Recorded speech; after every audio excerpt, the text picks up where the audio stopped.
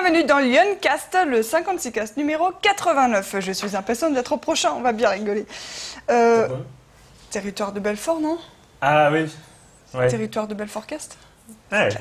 Ouais. Peut-être t'as spoilé maintenant, c'est malin. Alors, moi je dis, toi tu spoil. Ok, chacun son truc. Hein. Aujourd'hui, on va parler de météorites avec Sylvain Boulet. Ça va être trop bien parce que ça fait super longtemps que j'ai envie de le faire. Et on va parler de Facebook et on aura aussi Erwan, mon chroniqueur préféré. Bonjour à tous les deux. Bonjour. C'est cool. On va commencer par parler de doigts, de canards, de Facebook et de censure. Si, il y a un rapport entre les deux. En fait, il y a un Américain qui s'appelle Charles Foster Lime, qui a posté une photo de pantalon, donc il y a plusieurs années, et elle est restée sur Facebook pendant longtemps, sans qu'il ne se passe rien, c'était fin 2015, je crois, en tout cas c'était en 2015. Facebook l'a censuré et l'a retiré. Pourquoi? Alors, parce que ce pantalon, il a quelque chose de spécial. Désolé, il y a de l'écriture dessus. Il y a une bosse dedans, voilà. Et donc, Facebook a considéré que c'était de la nudité. Moi, je veux bien qu'il y ait une suggestion d'érection peut-être, mais il n'y a pas de nudité. En tout cas, ils ont estimé Selon que ça la définition violait. du Larousse, moi je dis que non. Voilà. Hein. Eux, ils ont écrit des guidelines community, machin, un truc, des règles, quoi, dans lesquelles il y a marqué nudité. Or, ce n'est pas de la nudité, mais ils l'ont censuré quand même. Donc le mec s'est un petit peu étouffé quand même quand il a vu que cette photo était partie. D'autant plus que je crois que c'était fait exprès, en fait, à la base. Il voulait voir, c'était de la provocation. Parce qu'il y a une deuxième photo qui va avec. C'est celle-ci. Et c'était ça qu'il y avait dans le jean. Et il dit, il n'y a pas de jambes dans ce jean. Ce jean est rembourré avec des vêtements et dedans, il y a un canard en plastique. Et donc, quand elles ont été retirées, ces photos, il les a repostées. Ses copains l'ont repostées aussi en provocation, en expliquant en dessous que c'était juste un canard en plastique. Et Facebook a dit, OK, on va revoir notre jugement. Et ils ont confirmé que ça violait les règles de la communauté, donc ils l'ont enlevé une deuxième fois. Voilà, c'est la dernière absurdité de Facebook en date, et ce n'est pas la première. Il y en a une, notamment à laquelle ça me fait un peu penser, et des sites ont fait le rapprochement, c'était l'histoire de Loi en feu. Alors, Loi en feu, c'était aussi, il y a plusieurs années, c'était en 2010, en décembre 2010, un internaute dont le pseudo est Matoroignica avait posté sur DeviantArt une photo d'oie qui était passée devant un feu de camp à l'extérieur. Et ça fait un effet marrant quand elle passe devant, on a l'impression que c'est sa tête qui est en feu. Ouais. Mais si on regarde bien, on voit bien que non. Ouais. Et puis elle n'aurait pas cet air tranquille, là. Je ne sais pas ce que c'est une oie avec un air tranquille. C'est vrai. Et un air paniqué, tu vois. Tu me dirais, elle est paniquée, je dirais oui. Ouais, non, c'est vrai, on s'y connaît mal en expression faciale d'oie. Ouais. En tout cas, elle a reçu le surnom de Fire Duck, parce que les Américains ne savent pas faire la différence entre un canard et une oie. Et oh là là. Il se passe rien pendant 5 ans. Puis en 2015, l'internaute Asperger Boy 9000 la poste sur Facebook. La photo devient virale. Il y a des gens qui commencent à faire des commentaires super drôles. Genre, il y a quelqu'un qui ajoute un sous-titre photo du district 12. On la connaît comme la fille en feu, l'adorable Katniss Everdeen, donc référence à Hunger Games. Il y en a un autre qui met à côté un raton laveur avec une coiffe de pape en disant Dieu et l'Antichrist. Ça a bien fait marrer tout le monde, et là, Facebook a décidé de la faire disparaître aussi. Alors, quelle est la raison cette fois-ci? Nudité? Parce que cette maltraitance des animaux. Oui, violence, maltraitance des animaux, graphic violence, donc violence explicite. Peut-être qu'effectivement, ils ont des nouvelles règles qui disent qu'il ne faut pas inciter à la cruauté envers les animaux. Donc peut-être que leur raisonnement a été, les gens vont avoir envie de mettre des oies en feu en voyant cette photo, je ne sais pas. Toujours est-il que pendant ce temps, Facebook se voit accusé d'avoir biaisé l'élection américaine en faisant circuler des fausses infos sur Trump, c'est ça? Ouais, après l'élection de Trump, c'est arrivé super vite. Hein. C'est arrivé, mais le lendemain de l'élection de Trump, alors que tu as quand même quelqu'un qui est avec un profil assez particulier qui arrive à la tête de la Maison-Blanche. Et ça a mis un jour avant d'accuser et Google et les réseaux sociaux d'avoir incité le peuple américain à voter Trump. Parce que c'est bien sûr, c'est à cause de Facebook et Google qu'ils ont voté Trump. Non, mais c'est surtout qu'on cherchait une raison, parce que personne n'a tellement compris ce qui s'est passé qu'il fallait forcément une explication.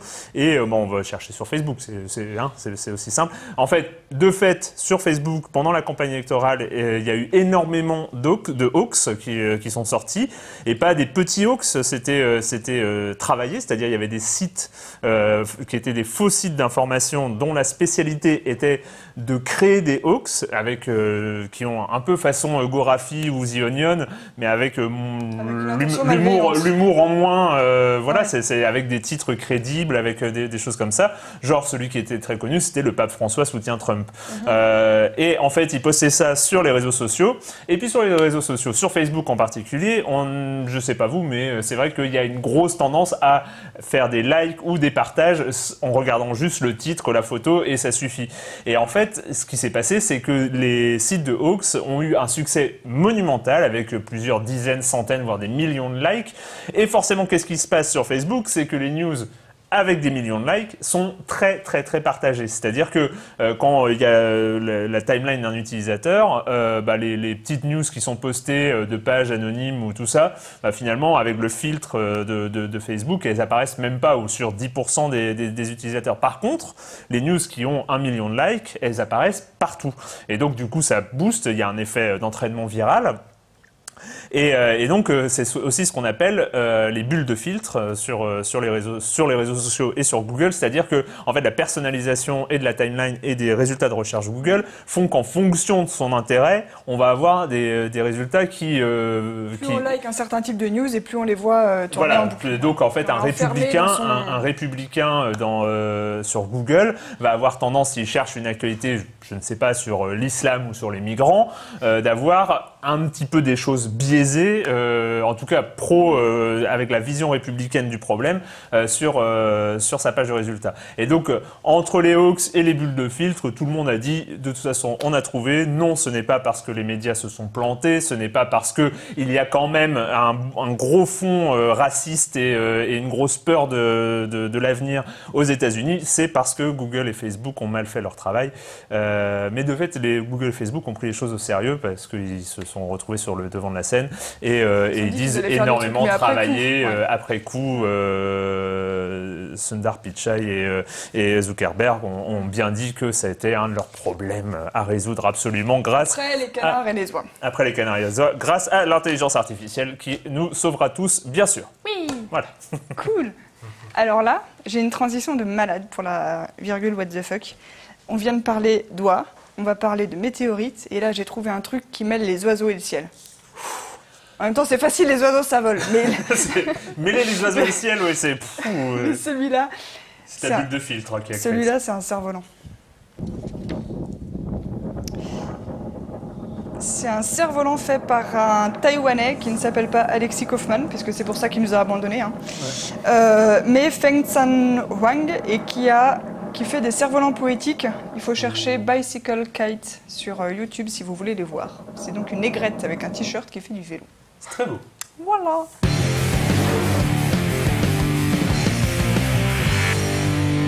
Et bien maintenant, nous allons parler de météorites et du projet Fripon et du réseau Vigiciel, ou l'inverse, le réseau Fripon et le projet Vigiciel. On va la différence entre les deux, j'ai un peu oublié. Hein.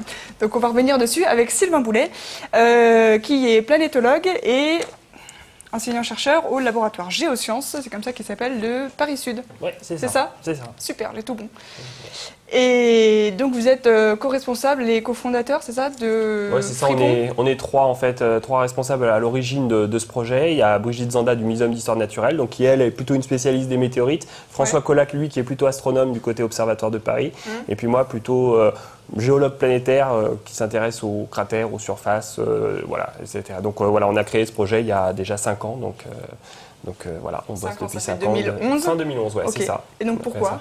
En fait, en 2011, il y a eu plusieurs choses. Il y a eu un gros bolide qui a été observé en Bretagne, notamment en juillet. Un gros bolide, alors un bolide, c'est une boule de feu, c'est un gros météore en fait, c'est-à-dire une étoile filante tellement brillante qu'on l'appelle un bolide ou une boule de feu. Et ce sont ces phénomènes-là qui potentiellement vont donner une météorite au sol. D'accord. Et donc la différence, météore, c'est le phénomène.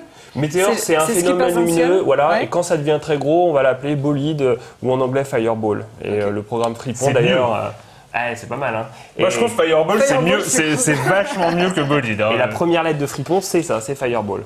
Fripon, ça veut dire C'est Fireball Recovery and Interplanetary Observation Network. Donc c'est le réseau d'observation des météorites. Vous l'avez cherché, vous l'avez cherché, ça a dû être long quand même. Bref, on n'en dira pas plus. Et donc du coup, voilà, donc en juillet, il y a eu un gros bolide qui a été observé en Bretagne. Et puis on a eu plein de témoignages qui ont appelé l'observatoire en nous disant mais qu'est-ce qui s'est passé? Est-ce que vous avez est-ce que vous avez des enregistrements? Est-ce qu'il y a eu une météorite qui est tombée? Tout ça. Et puis nous, on était là, on ne sait pas quoi. On n'a pas de données pour répondre aux personnes. Et donc du coup, on s'est retrouvé un peu à se dire il va peut-être falloir créer quelque chose parce qu'en France, on était vraiment en retard en 2011. Il y avait pas mal de réseaux qui existaient un peu partout en Europe et en France, il n'y avait rien. Il y avait quelques astronomes amateurs qui observaient un petit peu comme ça, mais rien de vraiment à l'échelle du territoire. Et on s'est dit il faut qu'on crée un réseau qui surveille en continu le ciel pour voir si il y a d'éventuelles météorites qui tombent sur le territoire. Ok. Voilà. Et donc du coup, le principe maintenant, c'est d'installer des caméras. C'est des caméras en forme de ronde comme ça. C'est ce qu'on appelle les caméras fisheye ou all sky qui en fait observent à 360 degrés la totalité du ciel. Et 24 heures sur 24 Et 24 heures sur 24. Et donc l'idée c'est que voilà, on a une centaine de caméras partout en France, avec un maillage assez régulier. Et ça nous permet de ne pas rater d'événements. Quand il y a un très gros événement, il va y avoir peut-être 5, 10, 15, 20 caméras qui vont observer le phénomène sous différents angles. Et en fait, grâce à ça, on va pouvoir calculer la trajectoire en 3 dimensions. On va voir la trajectoire et puis on va calculer le point de chute de la météorite. Et l'idée, c'est de pouvoir être après nombreux pour aller sur le point de chute pour retrouver la météorite. Voilà. Cool. Et vraiment, l'objectif de Fripon, c'est à la fois trouver la météorite, mais aussi calculer la trajectoire, l'orbite, c'est-à-dire d'où vient l'objet dans le système solaire. Et ça, c'est pas mal parce que si on arrive à savoir d'où vient l'objet dans le système solaire et qu'on a la météorite, eh bien, on arrive à comprendre, à relier les deux et à mieux comprendre justement l'origine de toutes ces météorites. Ouais. Alors autant le fait qu'on arrive à trianguler et à voir à peu près où elle est tombée, ça se conçoit, mais dans l'autre sens, arriver à trouver d'où elle vient dans le système solaire, c'est précis ça ? En fait, ouais, c'est-à-dire que le chemin, alors nous on observe un tout petit bout de l'orbite du météore. En fait, quand l'astéroïde, le mini-astéroïde rentre en collision avec la Terre, et ben finalement la trajectoire, c'est un bout de la trajectoire de l'orbite de l'objet autour du Soleil. Et donc on arrive à reconstituer sa trajectoire et on arrive à savoir d'où il vient. Et donc on peut dire, est-ce que c'est un astéroïde qui vient de la ceinture d'astéroïdes entre Mars et Jupiter, ou est-ce que c'est par exemple une comète? Et ça, par exemple, dans nos collections là, de nos comètes venant du fin fond du système solaire. Du système solaire ou vers Jupiter, il y a plusieurs classes, mais disons qu'aujourd'hui, par exemple, dans nos collections de météorites, on a des météorites. On pense que la majorité viennent de la ceinture d'astéroïdes. Donc c'est plutôt des météorites rocheuses. Mais ce qu'on se demande, c'est est-ce qu'on a des bouts de comètes dans nos collections? Et ça, pour l'instant, on l'a jamais démontré. Et ça serait une grande première. Si on arrive à relier un bout qu'on suppose être cométaire avec une orbite cométaire, c'est comme si on avait envoyé un vaisseau spatial sur une comète et s'il avait ramené un petit morceau vers chez nous. Et donc ça, on attend ça évidemment avec impatience, même si ça peut être un phénomène assez rare. Ça serait cool quand même. Ça serait la NASA très et l'ESA qui dépensent des millions pour aller chercher des bouts de comètes avec des sondes. Et puis Ah non, c'est bon, c'était dans mon jardin. Ça serait complémentaire. C'est vrai que là, la comète Churyumov-Gerasimenko, la mission Rosetta, ça a été super parce qu'on a tourné, on a vu l'évolution, etc.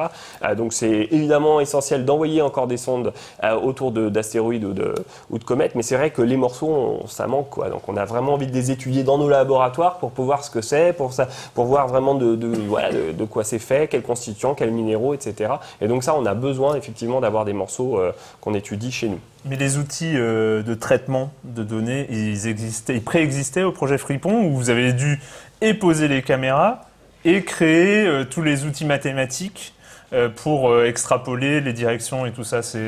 Alors ça, c'est une science qui existe, c'est-à-dire qu'on n'a rien inventé de totalement révolutionnaire, mais par contre, comme le réseau lui-même est révolutionnaire par sa taille, par le nombre de caméras, la couverture, etc., on a dû développer des outils qui sont propres à Fripon. C'est-à-dire qu'effectivement, c'est un réseau complètement automatique, donc dès qu'on observe un bolide, il faut que les données soient rapportées sur notre serveur global et que automatiquement, il y a la trajectoire qui soit calculée, éventuellement dire s'il y a une chute de météorite possible, etc. Donc tout ça, c'est un gros pipeline, effectivement, qui comprend plein de modules de calcul et qui nous permet justement de calculer la trajectoire et l'orbite. Alors, j'ai des images de ce que ça donne. Donc ça, c'est un même météore observé par plusieurs caméras. Ouais. Donc en plus de... Donc déjà, pour qu'il y en ait 6 qui voient le même phénomène, il faut que ça soit distant. De quelle distance les caméras? C'est à l'échelle d'une région, là? kilomètres, chaque station sont à peu près séparées d'une centaine de kilomètres. Donc effectivement, quand là... Ça, c'était au-dessus de la Manche le 23 septembre. Voilà, donc ça a été observé par 6 caméras, donc un bolide assez lumineux. Quand on observe ce genre de phénomène, là, typiquement, l'objet, lui, il est trop petit pour donner une météorite au sol. Donc toutes les bolides, hein, toutes les boules de feu ne donnent pas de météorite. Ça va dépendre de la taille. Quand ils sont trop petits, ils crament entièrement, voilà, c'est ça? Il n'y a plus rien à la fin. Et ça, là, typiquement, il commence à cramer à peu près à 100 km d'altitude et à 70-60 km d'altitude, pouf, il n'y a plus rien, il s'est quasiment totalement vaporisé. Par contre, nous, évidemment, ça nous intéresse aussi parce qu'avec ça, on va pouvoir connaître l'origine de cet objet. Et à force, même si on ne trouve pas de météorite à chaque fois, on va avoir suffisamment de traces comme ça qui va nous permettre statistiquement de calculer toutes les régions sources en fait de ces bolides et de savoir d'où ils viennent, quoi. Donc est-ce que ça vient de différentes familles d'astéroïdes, est-ce que ça vient de comètes, etc. Donc c'est vrai que voilà, là le réseau Fripon, ça fait 6 mois qu'il est lancé, on a eu à peu près 700 détections de gros météores. Donc ça à terme, hein, d'ici un an, on va avoir explosé le compteur pour pouvoir justement après calculer notamment le flux de matière, c'est-à-dire combien de matière extraterrestre tombe sur la Terre. Et donc ça, c'est extrêmement intéressant aussi. Donc Fripon, c'est connaître l'origine des météorites, connaître le flux d'impact, et puis quand on trouve une météorite, évidemment, pouvoir l'étudier. Donc voilà. Et alors en vidéo, donc ça c'est une vidéo de Jean-Pierre Thomas, légende, météorite détectée par notre caméra Fripon sur la presqu'île de Rhuys, donc c'est dans le Morbihan, en mars 2016. Voilà, hop, ouais, on voit le petit... Donc ça va très très vite, hein. La majorité des bolides, hein, donc les météoroïdes, quand ils rentrent dans l'atmosphère, les bouts de roche, hein, ils arrivent à une vitesse entre 10 et 70 km/s. Donc les plus rapides, c'est les morceaux de comètes, les moins rapides, c'est les morceaux d'astéroïdes. Et donc grâce à ça, notamment en mesurant la vitesse du météore, eh bien, on va déjà avoir une idée de la nature de l'objet. Et puis après, on va calculer sa trajectoire dans l'espace pour voir d'où il vient vraiment. Et donc vous avez bossé comme des malades quand la nuit des étoiles filantes, en fait, c'est quelque chose qui génère énormément de données. Oui, c'est ça, exactement. En une nuit, là, on a eu plus de 100 détections. Alors, les étoiles filantes qu'on observe au mois d'août, là, ce qu'on appelle les perséides, c'est surtout du matériel qui vient des comètes. Et alors, du coup, ces comètes, c'est très bien. Ça va nous donner des morceaux qui vont rentrer dans l'atmosphère. Mais un morceau de comète, c'est certainement un peu de la boue vraiment mal compactée. Et donc, quand ça rentre dans l'atmosphère, ça a une très faible probabilité d'arriver au sol. Donc, on a beaucoup de détections, mais une très faible probabilité de retrouver la météorite au sol. Est-ce que vous allez chercher quand même ?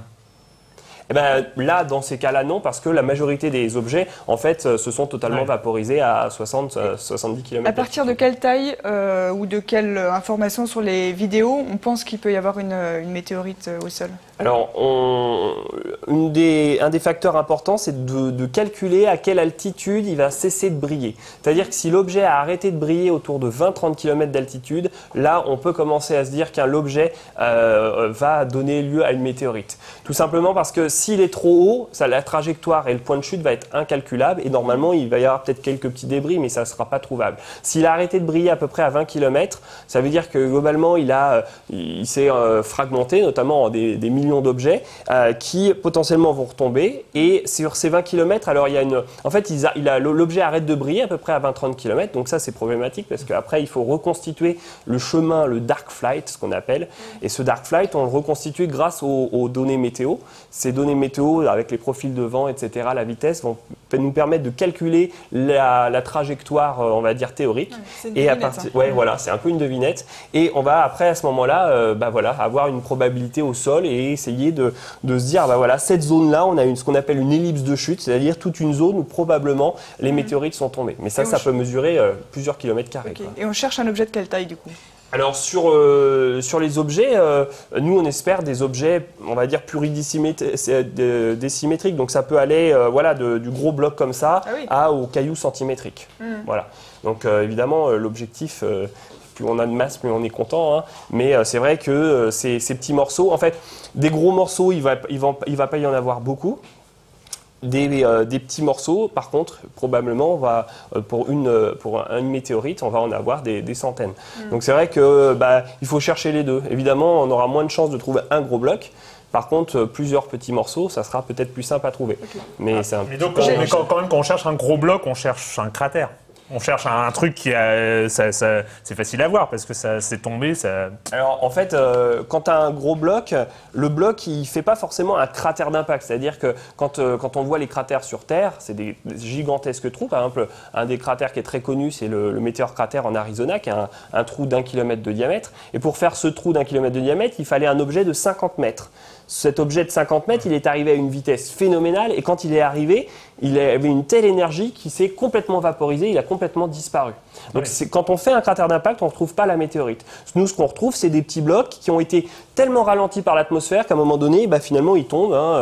Si tu te jettes d'un avion, tu ne feras pas un cratère, tu te fracasseras au sol, tu seras en moins bon état, mais globalement, la météorite, elle va faire une légère trace dans le sol, elle va s'enfoncer, mais juste de quelques centimètres. Elle ne va pas vraiment faire genre, je suis dans un champ et il y a une météorite qui tombe à 2 mètres de moi, je suis encore vivant. Ouais, c'est ça, exactement. Par contre, si elle tombe sur toi, c'est... non, mais moi je m'imaginais juste, ça va être boum. En fait, on n'a pas tant de... il n'y a pas eu tant de morts, de chutes de météorites. A priori, on n'en est même pas sûr en fait. On n'a jamais eu... Il y a quelques témoignages, mais il y a eu quelques blessés. Mais c'est pas non plus... c'est pas la fin du monde si ton bloc, il est pas très gros. J'ai un autre exemple d'observation. Ça, c'était le bolide du 6 août qui était je sais plus où. Dans le centre de la France, voilà. Ouais. Et après, en fait, il est passé au-dessus de Lyon.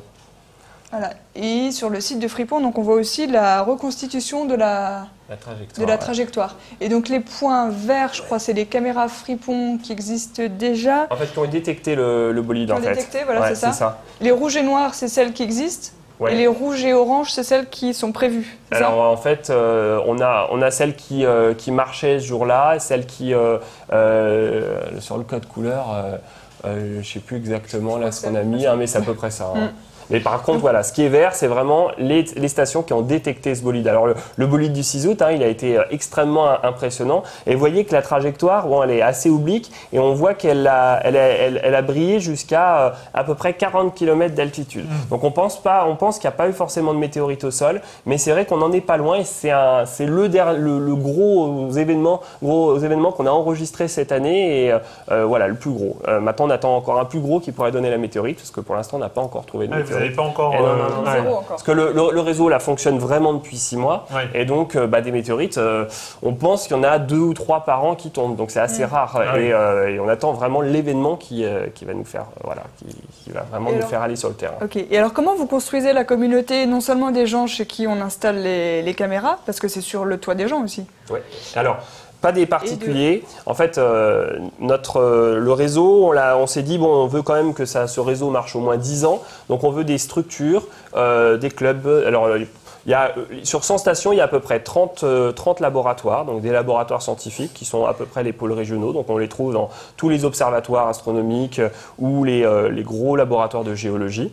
Donc, il y a 30 laboratoires. Il y a une trentaine de clubs d'astronomie amateurs. Donc ça, ce sont des associations un peu partout en France qui mettent ça sur leur toit, sur leur observatoire. Et puis, il y a une trentaine de sites qui sont des musées, des planétariums, des universités, etc. Donc là où on a installé les 100 caméras, c'est effectivement pas que des professionnels. On a beaucoup d'amateurs qui ont été intéressés, qui ont dit oui tout de suite à l'installation de ce réseau. Donc ça, c'est vrai que ça a été une force d'avoir vraiment de tisser ce réseau global à l'échelle du territoire. Et les gens avec qui vous comptez aller chercher les météorites le jour où c'est sûr qu'il y en aura une, ça va être qui du coup? Alors aujourd'hui, nous, on aimerait bien à terme que tout le monde puisse venir avec nous sur le terrain pour qu'on soit nombreux pour chercher cette météorite.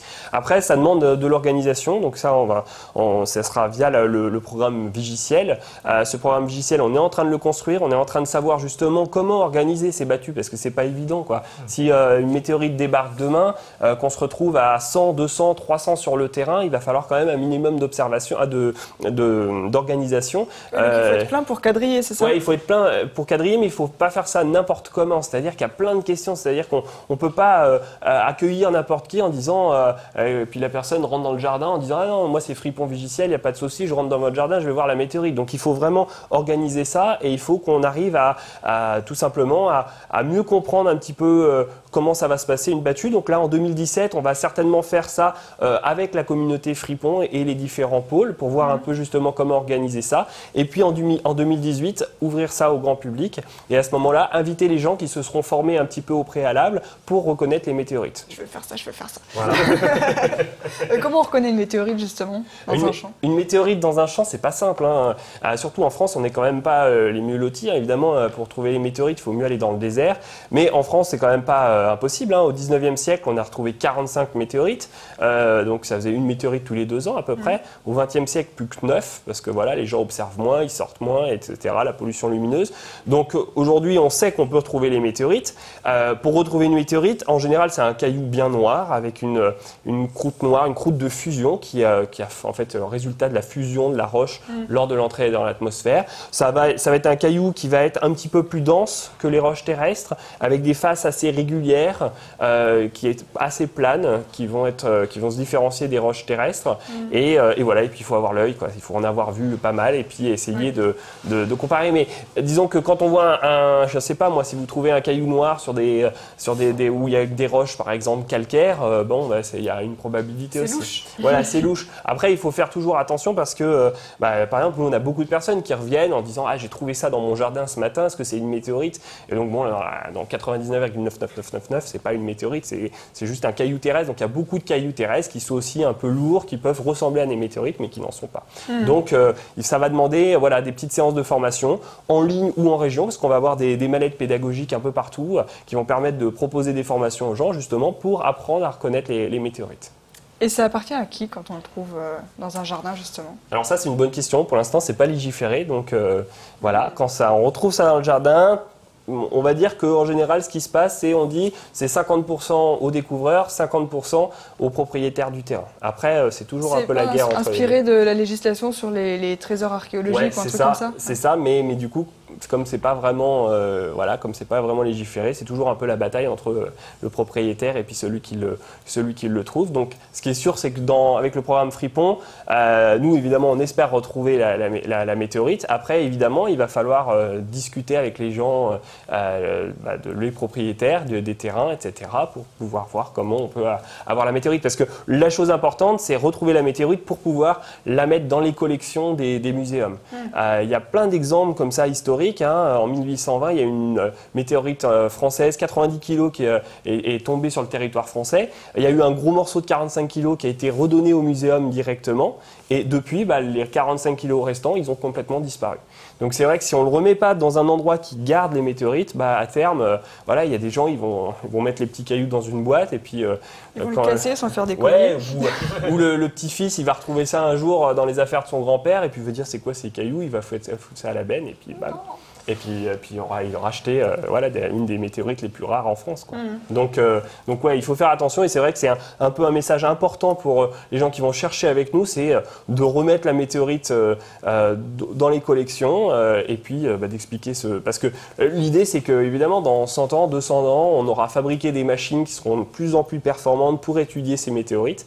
Et donc l'idée c'est de pouvoir en avoir encore des morceaux pour pouvoir les étudier dans le futur. Et la technologie, enfin le programme Fripon, c'est unique au monde ou il y en a par ailleurs des systèmes comme ça de quadrillage d'un territoire avec des caméras fisheye? Alors le réseau automatique comme ça avec une telle densité sur une telle superficie, c'est unique au monde. Et est-ce que vous avez, je sais pas, c'est open source, est-ce que c'est c'est open source. En fait le Friture là, le logiciel de détection qui marche avec le logiciel, il s'appelle Friture et il est sur bon. Non, sérieux, vous êtes bon.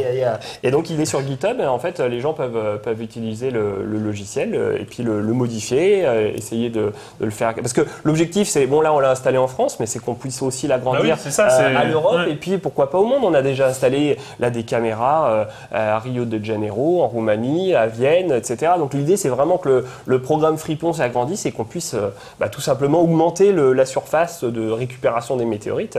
Donc il y a plein de monde qui évidemment est intéressé par ce concept parce qu'on a, voilà, on a développé tout le programme et donc maintenant si vous avez une caméra, on peut créer un petit réseau dans un pays sans problème, quoi. Une caméra de surveillance globalisée du ciel entier, en fait. C'est ça, exactement. C'est bien. Ouais, c'est sympa.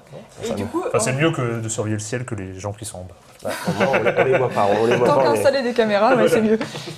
Du coup, comme on parlait logiciel, question technique, ça détecte automatiquement ou il faut regarder les images pour retrouver? Alors ça détecte automatiquement, donc on a un logiciel justement Friture qui détecte automatiquement sur les images. Alors après, quand vous avez des phénomènes dans le ciel, ça peut être pas mal de choses, ça peut être des avions, ça peut être des satellites, ça peut être l'ISS, ça peut être des météores. En fait, les bolides, quand on les observe, c'est des phénomènes qui sont situés à haute altitude. Donc l'idée, c'est d'observer uniquement les trucs qui sont entre 100 et 20 km d'altitude. Et ça déjà, pour le détecter, forcément, ça va être détecté par plusieurs stations. Si c'est détecté que par une station, ça veut dire que probablement il y a peut-être un moustique qui est passé devant et qu'on va avoir une fausse détection. Donc l'idée, c'est quand on a une détection, quand une caméra détecte un bolide, il dit ouais, j'ai trouvé un truc, il envoie une notification sur le serveur à l'université Paris-Sud, et puis le serveur il regarde s'il a eu des notifications au même moment de plusieurs caméras. Et s'il y a eu plusieurs caméras qui ont observé un phénomène au même moment, il demande à toutes les caméras de rapatrier toutes les données et à partir de ça, toutes ces données vont mouliner et là on va à ce moment-là. Alors il y a un humain qui regarde mais globalement ça pourrait être quand même fait de manière automatique, c'est-à-dire que oui évidemment on regarde quand même si c'est un gros truc parce qu'on a envie de savoir justement si c'est un truc qui pourrait donner une météorite au sol. Ok. Génial. Super. Merci beaucoup. On va finir si c'est comme ça avec un écureuil. Un écureuil. Bah oui, le lien est évident. Oui.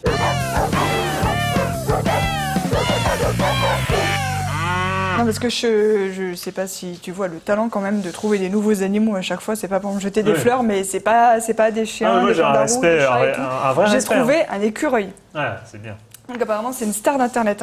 Il s'appelle comment? Il s'appelle Tintin, bien entendu. C'est un Danois qui s'appelle Declan Anderson et qui raconte sur son site internet, le site de l'écureuil, pas le site du Danois parce que l'écureuil a son site, tintinthesquirrel.com, que ce petit écureuil est tombé en fait dans son jardin quand il avait 4-5 semaines, donc c'était un petit bébé, d'un grand arbre qu'il y avait à côté de son immeuble. Et en fait, dans sa chute, il s'est pris une branche et il s'est ouvert assez profondément la poitrine. Donc il était très blessé et il était au sol. Et sa maman écureuil, elle est venue le voir. Et donc le Danois, là, il était planqué en attendant de voir si la maman écureuil allait le soigner. Et la maman, elle l'a vu, elle a fait « Oh, bah il est foutu !» et elle est partie. Donc lui, ça lui a brisé le cœur, il l'a emmené chez le vétérinaire. Ils ont soigné le petit écureuil. Ensuite, il ne fallait pas qu'il touche à ses points de suture pendant qu'il guérissait. Donc il a eu un petit pull, les photos sont absolument adorables.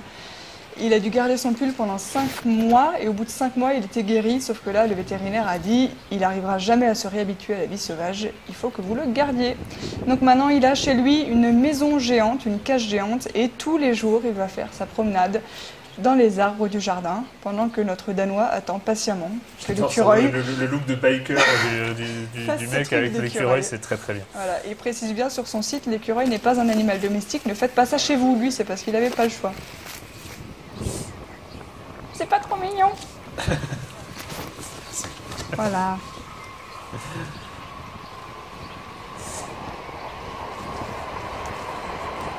Et c'est fini. Merci Erwan. Merci beaucoup Sylvain Boulet. C'était super. À la semaine prochaine. Ciao.